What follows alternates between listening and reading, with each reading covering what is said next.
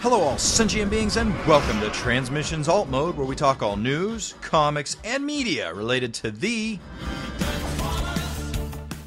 On this episode of Transmissions Alt Mode, we review the Bumblebee Movie Prequel comic issue number 3. We have a bunch of convention news to share with you, and we get a peek at some upcoming Transformers comic book covers. Today is Friday, January 11th, 2019, and this is episode 111 of Transmissions Alt Mode. Welcome to Transmissions Alt Mode, the podcast that's threatening to shut down the show unless we receive some more Transformers comics news. I'm your host Charles, aka Big C, and I'm joined by the excellent Transmissions team. Yusuf, better known as Yoshi. Yo! Jeremy, aka Yakko. Still here, thanks to popular demand. And Daryl, the Cybertronian Beast. Hey everybody, let's talk Transformers. All right, Happy New Year, everyone. First alt mode of the new year. Well, first one recorded in 2019. We had the best of 2018 last week. I hope you all listened to that. So let's get right into it with donations. Oh my God, I just thought of this. This is our best show of 2019. Too late, Daryl, too late. No, Jeremy, bad Jeremy. No crowd sounds. Bad. No, worse. All right, we are... I think I have to re-intro all the stuff that's going to be cut out there. Did I derail the show? Yes, you did. Fantastic. Dick. Just intro donations again. Part of Yoshi will be played by Daryl today. All right, we start off as always with new donations. Thank you so much to John and Marion, friend of the show, longtime friend of the show, Marion. Thank you for signing up, and you guys are awesome for giving us money. I'm sure you're awesome for other reasons as well. They're awesome for stepping up in 2019 and handing over their hard-earned cash. I really appreciate that. You guys are the first of the year. And Marion has her own podcast Maximus. So definitely go listen to that. We'll have a link in the show notes so you can check it out. They do a Transformers comics focused podcast. So I wonder if they're going to continue with the new reboot when that starts up in March. So let us know, Marion. I'm sure John does something equally as cool. I'm sure he does. He's got to be cool if he listens to us, right? Absolutely. He's cool because he gives us money. All right. I also want to remind you about our merchandise store that's powered by TeePublic at transmissionspodcast.com/shop. You get some cool shirts. You can get other Transmissions themed stuff. You can also, if you just want shirts from TeePublic, if you buy through our store, that gives us a little bit of help. So that's another way you can help out the show. So check that out. All right, let's jump right into some comics news. First up, we've got this is interesting. We've got a brand new manga for Transformers Vinyl Tech, which is very interesting. This was in the Transformers Generations book 2019. Vinyl Tech has been over for several years, so it's interesting to see that they're following up that they had some previous mangas to promote the Vinyl Tech toys, but now this new one has some Beast Wars characters and Dinobots and other stuff. It is a Japanese comic, so it's in Japanese, so we don't have a translation yet, but the images were posted to TFW. You've got Beast Wars characters like Black Arachnia. You've got Carly, G1 Carly from the from the 80s, doing stuff with Perceptor, and then she's like she takes off her jacket and starts merging with other Autobots. It's a little weird. Carly's kind of stacked, I gotta say. Following in the the theme with the RC figures we were looking at from a few weeks ago. Interesting. Anyway, so you can check that out at TFW 2005. You can be sure when it's translated, they'll talk about them on Moonbase too. Yeah. Next up, looks like IDW Media Holdings, the parent company of IDW Publishing. They are looking to get some addition. They have some cash needs, so they're going to, I guess they're trying to get some investment to expand their business. I don't know if how much this will affect their comics business. I mean, they are trying to grow beyond comics. I mean, they do have stuff. They have board games, and they're also trying to. They have other properties that they're turning into TV shows and other things. I don't know if this means the company's in trouble. We do know that the publishing arm, the comics publishing arm, had a flat year, a second half in 2018. So they didn't really, their revenue didn't really grow. So I don't know. We'll see if that has any lasting repercussions. But it does. It's resulted in them begging for money. Yeah, I mean, most of the comments on here seem to speculate that it's more on the TV side, that, you know, they do the Winona Earp show, and, you know, TV's not cheap. Yeah. All right. Next, we have a letter from Chris Rael, the brand new president of IDW Publishing. So he's kind of published an open welcome back letter around this was right before the Christmas holidays. To himself? No, he sent it. It's an open letter out to the industry to say, IDW's coming back for, it's 50, I guess it'll be its 15-year anniversary. No, 20. What is the anniversary? It's an anniversary. Okay. I should have read this more. Well, in your defense, I don't usually ask questions in this segment. So it's your fault, Yoshi. Yeah. 20th anniversary. 20th anniversary. Okay.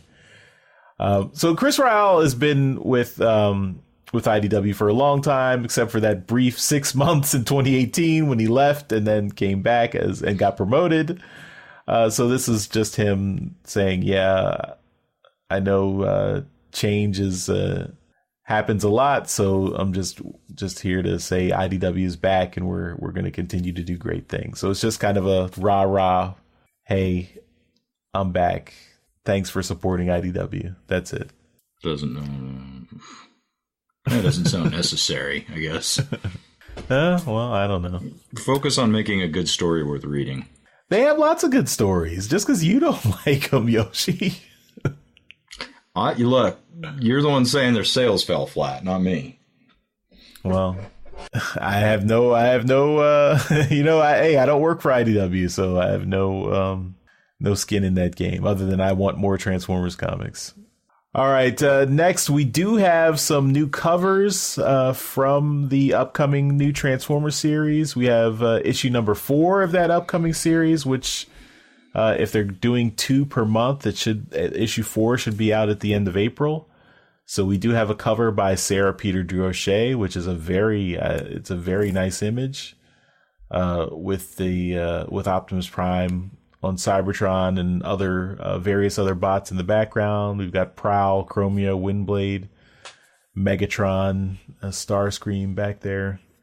And then we had another set of covers shown that were tweeted by David Marriott, the editor of the Transformers books at IDW. And this featured our first bit of art from the regular artist Ron Joseph. So that first image of Megatron, with the crowd cheering him on, that's Ron Joseph, and I gotta say that art looks pretty good. It definitely gives me a G1-esque vibe of the from the G1 Marvel comics with the way the Megatron's face reminds me very much of the Marvel G1 comics, like Don Perlin's art style. So that's cool. And then we've got covers by Nick Roche.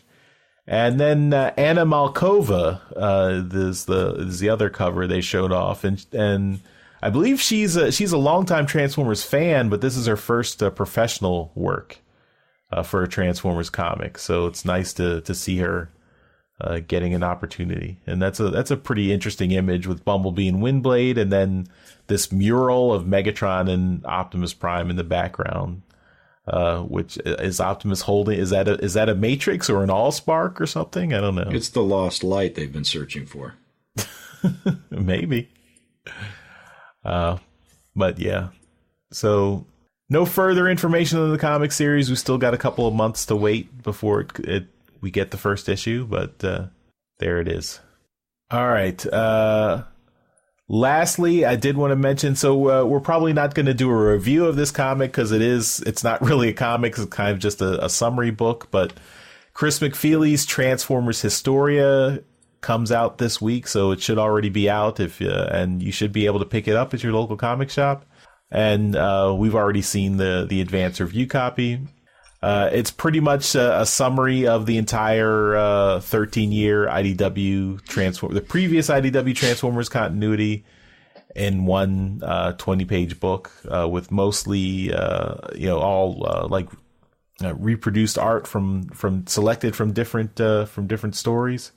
And Chris McFeely he's an expert on Transformers. He's been doing a lot of the Transformers comics wiki for the last few years, so I think he did a really good job of summarizing the whole story and contextualizing it, and I think it's a really well put together book. The only thing that I would have liked to see was more like direct references to the issues or like particular series that they reference. Like the story is pretty much just a prose historical summary of everything that happens in the continuity, but you don't really see, like, other than the images, you don't really get a reference to where did this happen, what issues should I read to get more of this story.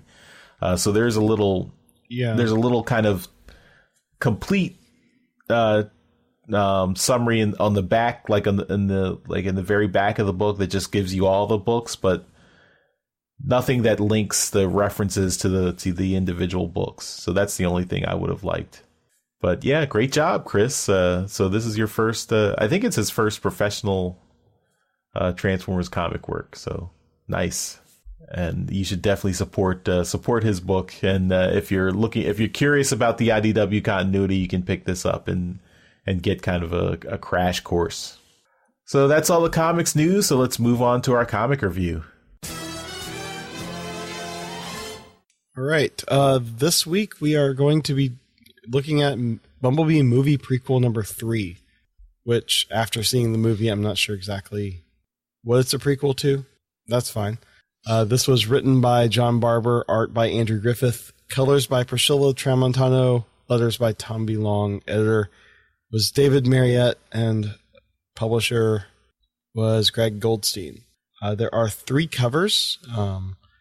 The first one is a continuation of the James Bond style movie posters. This one says "Energon is forever," and it looks more set in the 70s by some of the outfits that are on here. The other one it's still a movie poster style, but it just has on top Bumblebee and I believe it's Diablo there, and then our 2 human protagonists on the bottom. And then the retail incentive is just a black and white, or the lines of cover A. So Charles, of these, which one do you like? I'm going to go with cover A, the Andrew Griffith and Priscilla Tramontano one. I think that... oh yeah, sorry, I forgot to mention the artist. Yeah, that looks really good. I like that one. Cool. Cover B was also by Fico Asio. Yoshi, Which one do you like? I like the retailer incentive cover, just the line art by Andrew Griffith. Just Daryl? I'm going to go with Fico's cover. I think that one looks pretty cool. It's like a Wild West showdown. Mm-hmm. Cool. I think I will probably go with cover A. Picked wrong, son. No, I dig the bad James Bond homages, like the Energon is Forever. That just all right. So the issue begins with Bumblebee being blasted with missiles as Blitzwing and Diablo have arrived to take care of him and the two program agents. Bumblebee thought that Blitzwing had died 1,000 years earlier, but obviously he was mistaken. Bumblebee blames Blitzwing for making Diablo switch allegiances, but she again says that she was never really an Autobot. He then realizes that he's outmatched on a head-to-head fight with Blitzwing, and Bumblebee shoots a gas main underneath the street, and they escape via the London Underground. Unfortunately, as they get on the tracks, they're suddenly dealing with an oncoming train from one side, and behind them, Diablo has caught up and attacks from behind. Unfortunately, Bumblebee's weapons are mostly front-facing, so instead he shoots with what rear weapon he does have, and then transforms to robot mode and jumps off the track, so the train crashes into Diablo. After they escape, they head to a park in Belgravia to meet with an old friend of Reeves. When Reeve thinks that he sees his old friend on a bench, it turns out that it was just a mannequin and it was a trap. Before the three can figure out what to do next, Dead End, Runabout, and Astro Train appear before them. They want to capture Bumblebee and bring him to their boss, but suddenly an electronic blast knocks all the Decepticons out, and Reeves' old friend, Sector 7 agent Heath Donovan, comes out of the trees.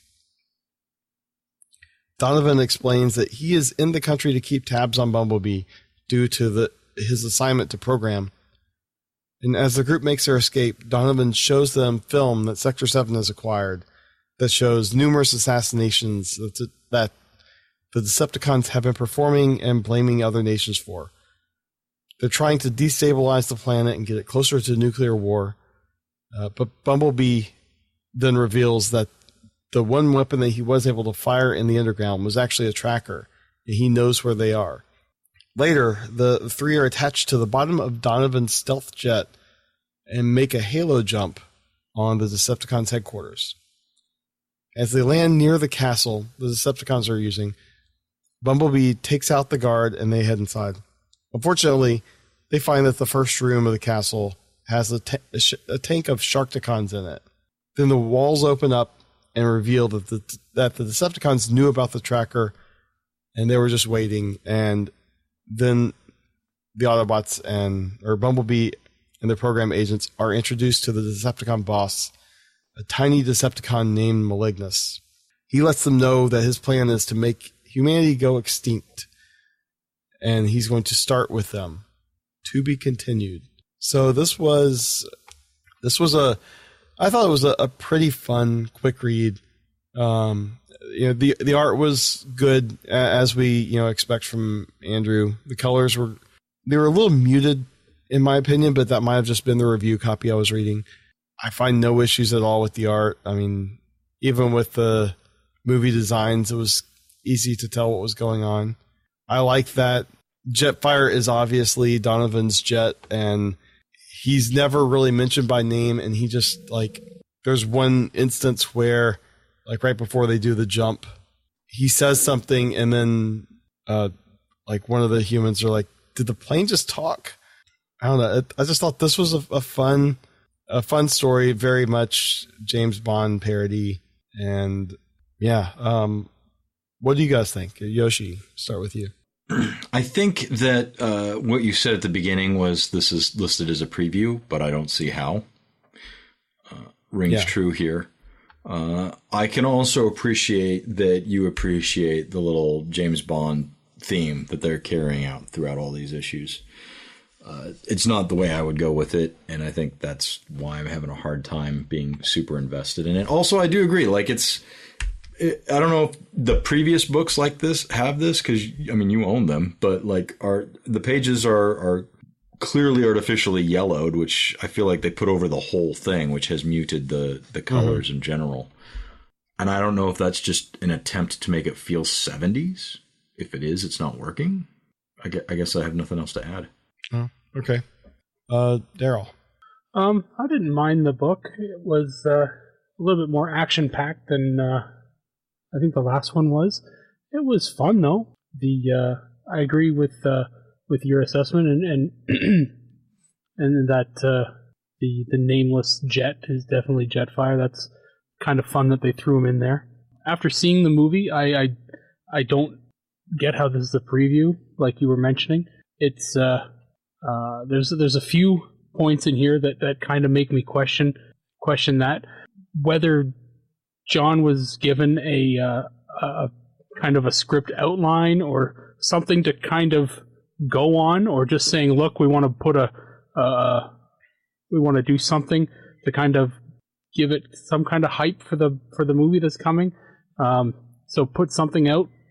I think that's all it was. Yeah, so probably, but so it's kind of disappointing that he, he's probably gone to see the movie and been disappointed as well. Like, oh shit, well, here's this and this and this that I wasn't able to, that I kind of contradicted in my book.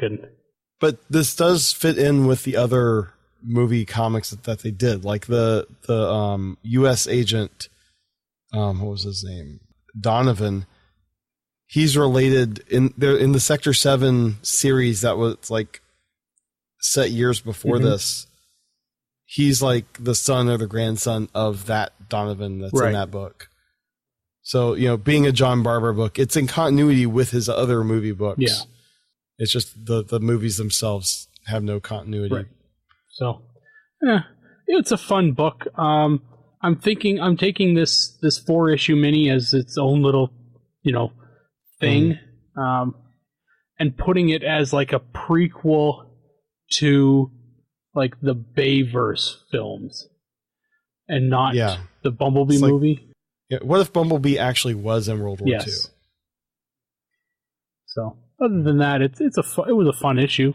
I still have a little bit of. I saw it at least once where it looked like I could tell where where Andrew had drawn and then kind of fixed it. I don't know where it is exactly in the book now that I look at it, but it it definitely seemed like it was a little rough. But I'm not. Some of the art is it's definitely the coloring. It seems a little. I don't know. It's. I don't want to say textures because that word is stupid and I don't like it. Doesn't make it wrong. It's like it's a texture over everything. No, it's or like a film. Yeah, but it's, I don't know, who did you say Priscilla colored this book? Yeah. This is, I don't know. She's better than this. I think it's to make it feel like the 60s and 70s movies and stuff. Yeah. The art's good. There's a couple places where, like I said, it kind of could have been better, but that's to be expected. Andrew does his humans really well. There could be a little bit more dimension to them, but they're humans and they look good. I really liked the design of Blitzwing. It's like he kind of took the G1 Blitzwing and kind of threw the movie design Starscream body on it, and then just kind of amalgamated them into one character. So I kind of really dig that figure and kind of want it as a toy. So yeah, I really like the look of that figure though. But the rest of them, they look like standard movie designs. So I wasn't really thrilled about them, but all in all, the art's not bad. Cool. All right, Charles. Yeah, this is kind of a mass series for me. I mean, it's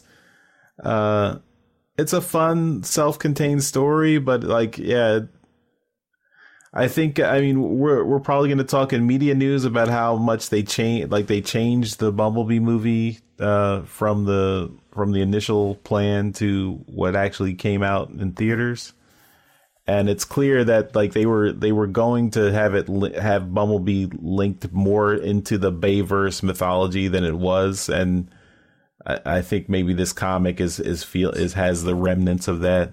So that's kind of that just bugs me. I mean, the as you guys said, the movies don't really have continuity with each other, so I shouldn't really expect it from the comics. But John Barber did work a lot on all the movie tie-in comics, so he makes sure to have his stuff link up. But I mean, just the one little thing is that Bumblebee's talking, but way back when they had the first tie-in comics for the movies in 2007, in that tie-in comic, they had Bumblebee lose his voice on Cybertron, like before he even got to Earth, and it was Megatron who ripped out his voice box. So that's completely thrown away here since he's already talking on Earth, and they actually show how he loses his voice in the Bumblebee movie. So I don't know. Don't just lie back and don't worry about continuity. Don't think about it. But I think the comic itself, the art is pretty good. The muted colors do make it look less vibrant, but I think it's supposed to be that way to evoke the 60s era story. So I'm okay with that. But yeah, I think this is going to be pretty much apocryphal. This series here. It's not really, doesn't really have strong links to anything with the way the movie came out. Yep. But I think that is it for our comic review then. Guess we will move on to media news. Okay, in media news this week, we've got a couple things here about the trading card game. I don't know. Is this media news? I don't know where this is coming from. Anyway, but media news is a trading card game, apparently. Job posting. If you are a graphic designer and you are interested in perhaps working for the Wizards of the Coast and working on the trading card game, take a look and you can apply. I think you have to relocate, but maybe not. Also, K-Zone and Mania Magazine pack-ins in Australia, specifically New South Wales. So take a look at that. You have K-Zone and Mania Magazine. And also Transformers Cyberverse Region 4 DVD release is coming in February. So look out for that. I don't know what Region 4 is, but there you go. Also, Cyberverse, more Cyberverse stuff. Episodes 16, 17, and 18 are available on Hasbro's YouTube channel. It is region locked, so go by finding it another way. Daily Motion is another good one for those episodes that you're wanting to watch, but you're not in America. I believe that brings everyone up to like everything that's been released. I believe so. It's 18 is where I'm at. Yeah. So it's kind of like the mid-season break. Yeah. Bumblebee movie. Oh boy, there is a lot of Bumblebee movie stuff. So hashtag join the buzz. And if you want any kind of, if you're really into it and you want to check out some of the behind the scenes interviews and, stuff like that, we've got links to everything, including some bloopers and some music, interviews, like I said, all kinds of stuff. Links to all of it in the show notes, so take a look there. A couple things like Charles alluded to. There was some deleted scenes a deleted scene that didn't make it into the movie. Travis Knight explains in an interview that he wanted to see G1 Megatron in the Bumblebee movie and had this whole thing planned out and had to scrap it because he realized that Megatron was already on Earth at the time of the Bumblebee movie, so he couldn't use him. And that could have explained it away. That could have been like a fake Megatron. That sucks. Damn it, Michael Bay. Travis Knight would have done it way better. But we've also got He should have just referenced the Bumblebee or the Megatron that was in the Hoover Dam, but render him as G1. Also, we've got, like Charles was saying, we've got some differences between test screenings and the final version. Charles, why don't you take us through this, since this is what you were mentioning? Yeah, so this is interesting. So on TFW 2005, one of the members, Optimus Prowl, got to attend a test screening of Transformers Bumblebee. So I don't want to get too much into the details, because this does contain a lot of spoilers. So if you haven't seen Bumblebee already, this might spoil a little bit. But I mean, the one thing I think everyone knows that there is a scene set on Cybertron at the beginning of the movie. And apparently that scene was not in the test screening. And they had the test screening, the way they introduced Bumblebee was they tied it back to how Bumblebee was already on Earth, and all, like, even in World War II, like we saw in Transformers The Last Night. So there are much stronger links to the previous Michael Bay films in the original test screening, and that was kind of all reworked for the theatrical release. So the theatrical release is a lot less connected to the Michael Bay movies, and is more of a I would say it's a soft reboot, but it's a little bit, the reboot aspect is a little bit harder in the theatrical release than it was in the test screening. So they moved further away from the Michael Bay movies in the final release than they had in the test screening. So that, I thought that was interesting. And lastly, there's been a lot of talk about whether or not Bumblebee's been doing any good. Obviously, we are aware that it was rated very high on Rotten Tomatoes and getting rave reviews from a bunch of different critics and all that other stuff. But as far as like box office numbers, it's not been pulling in the amount that it really needs to, and that's kind of scary. Jeremy found something here that it's actually exceeding expectations in China, and thank God for the Asian market, because it's likely saving the Bumblebee franchise here, because we've got numbers 97 million domestic for Bumblebee movies, but the foreign market was 192 million. So well done, rest of the world. It's more looking at the country breakdown. South Korea and Indonesia both had over $10 million. Like China, I don't know if they have updated numbers here, because it just says like 3,000. $3,000? Yeah, so I don't think that's up to date. One theater. But I mean, it's just like all these other countries are doing pretty good. So international is really going to save this. Mm-hmm. Yeah, basically, like the production budget of Bumblebee was about what, like 100 to 150 million, and 135. 135. Okay, and so it's made that back. Yeah, so for a movie to be profitable, it has to make about it has to gross about, I would say, like 2 to 2.5 times its production budget. And so with the current total of 289, it needs another 50 million to get to its break even point. And then it'll be, and it should get that within the next weekend or two. Yeah, so I think at that point it'll be a financial success, so that means hopefully we'll get more G1-esque Transformer stuff in the future. Yeah. I don't know if a break even is considered a financial success. Well, I mean, it'll go past that. I mean, right. that's the line. Then just keep going past the line. As far past the line as we can get is good, but that's the line. Yeah. Yeah, you have your production budget, and then that doesn't include the marketing stuff. Yeah.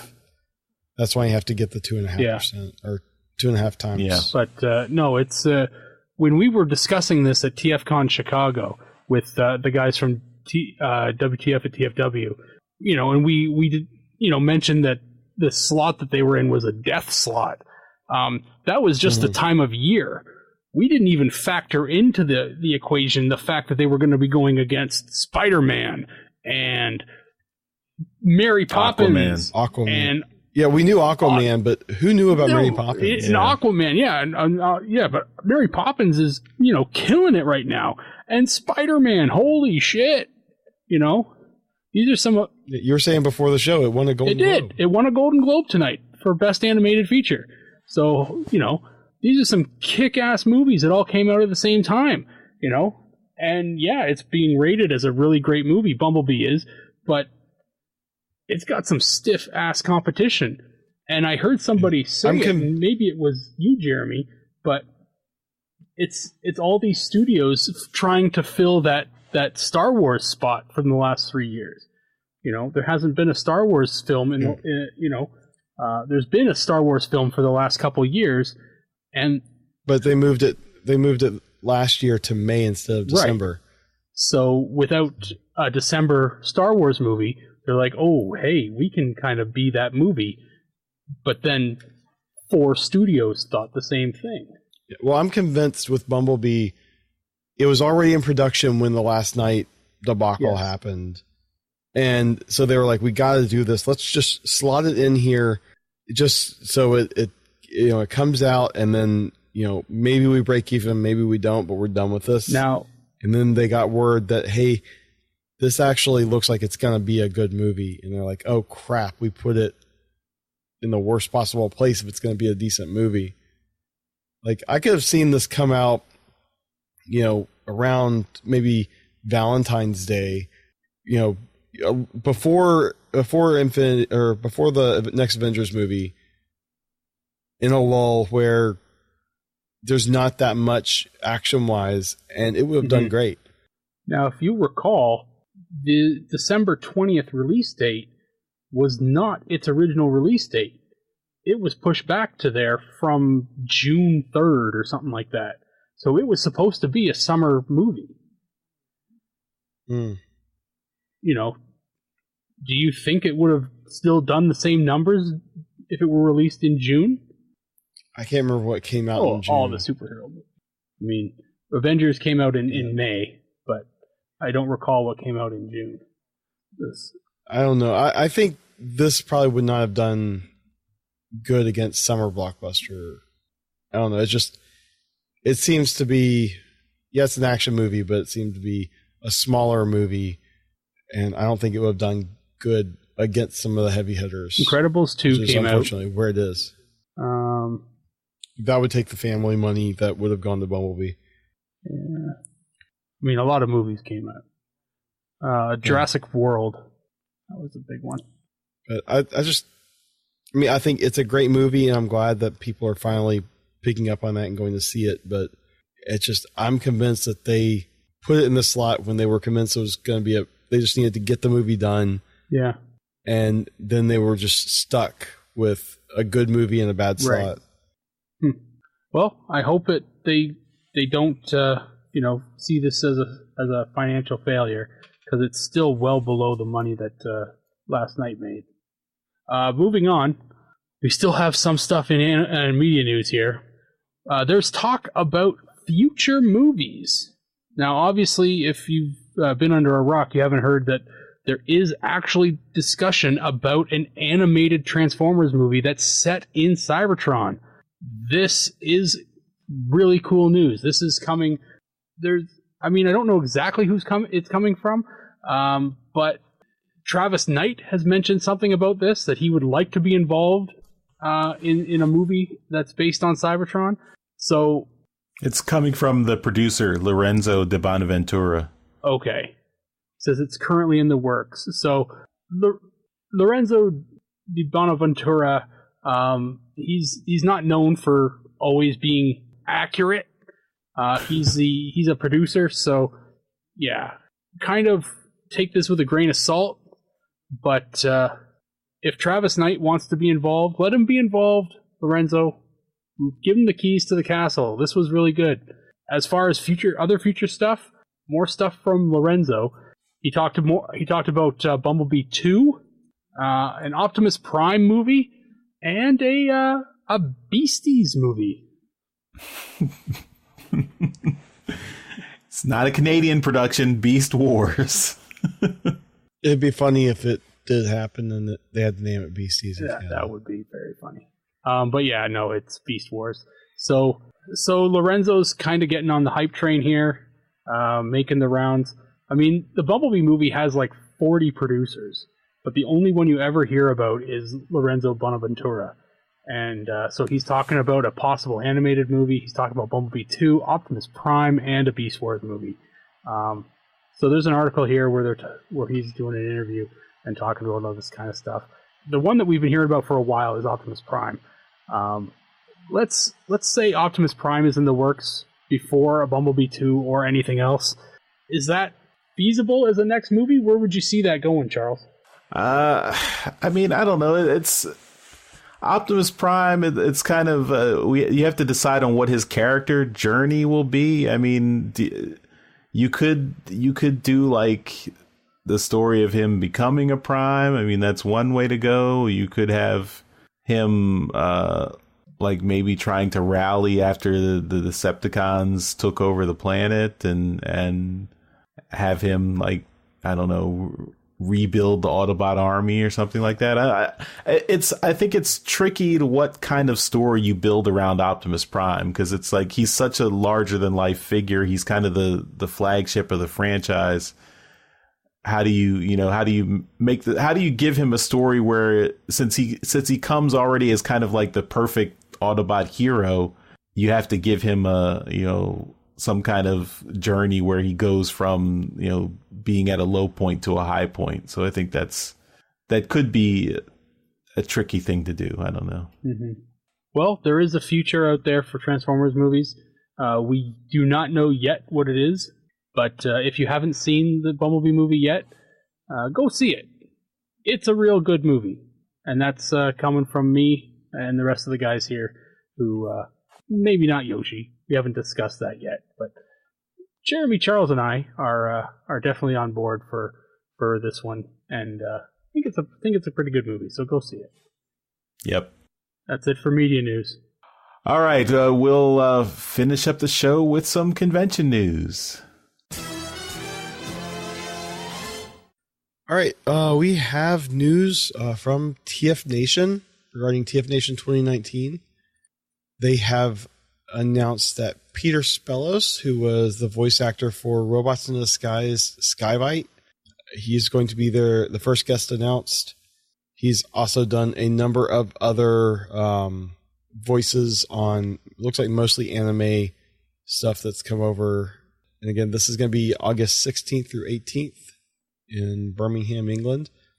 The next announcement that they have is Greg Berger, who needs no other description. He is Grimlock. He will also be there. So that is good that they're getting a couple. Well, at least Greg Berger's a pretty big get. Peter Spellos, I think he's done some of the UK conventions before. But yeah, looking forward to seeing more announcements coming out of TF Nation. And then TFCon LA has announced 3 more guests. The first is artist Casey Collar, who is a friend of the show. He's done many covers, not enough interior art, and he will be there all weekend. I'm sure when he announces his commission stuff, I'm sure we'll pass it along. Voice actor Bill Ratner is also going to be there. You might know him as that old guy from that one G1 episode. Also the voice of Flint. So he is supposedly Marissa's dad in that one episode. And he will be there all weekend, which is great. And then finally, artist Marcelo Mater is going to be there. He has done All Hail Megatron, a number of other comic stuff, but also I believe he's worked on some of the toy concepts, and didn't he also do some of that card game app? Didn't he do some of the art for that? I think so, but more recently he also worked on Forge to Fight. That was what I was thinking. Yeah, so he did Forge to Fight stuff. So that's awesome. I'm not sure he's done too many U.S. conventions. No, this one's painful for me because I have been hoping to meet him for a long time, and to have him go to TFCon, the one that's not in Canada, because he lives in Canada now, but he hasn't been to the Toronto one. He lives on the opposite coast of Canada. Still. As somebody who's made that trip, I understand is not going. It's domestic flight. I met Marcelo at BotCon 2014, so he is a cool guy. We went to Universal Studios, hung out on a bunch of rides. I tagged along. Did you rub it in? Well, I tagged along with a bunch of artists and Lady Rec, so I got to be with the cool kids. Even though I was very much that was my first Transformers convention, so that was nice. It was all downhill from there. But that is it for convention news. I'm sure we'll have a lot more announcements as we get closer to both of these. So, all right, and that's it for this episode of Transmissions Alt Mode. Thanks everyone for listening, and we will see you next time. Bye-bye. Bye. Later. Bye. Hey everyone, thanks for listening to this episode of Transmissions. But just because this episode is over doesn't mean the Transformers fun has to stop. Join us and other Transformers fans on our Discord chat server by visiting transmissionspodcast.com/discord. If you would like to learn more about how you could support the Transmissions Podcast, just visit transmissionspodcast.com/support. Thank you all for listening, and we'll see you again next week.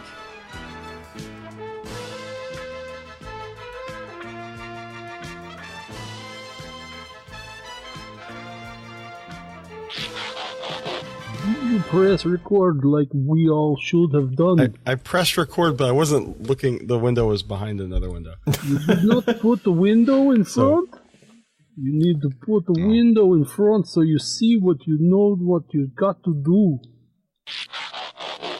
I'm sure it's their fault, Quattro. Ugh. Never blame IDW when you can blame Diamond. I'll blame them both. Welcome to Transmissions Alt Mode, the podcast that is threatening to shut down the podcast unless we receive some more Transformers comic news. Do that again. The hearing it out loud with the double on the podcast doesn't sound very good. Okay. It's his show. Yeah. No, I never read it out loud. And more energy next time, Charles. Yeah. This time with feeling. Where are my red M&Ms in my rider and my trailer? They're sitting next to your 97% shares of stock. Later. Sorry. Bye. Bye. Later. Let's talk Transformers. Fuck, we have to start all over now.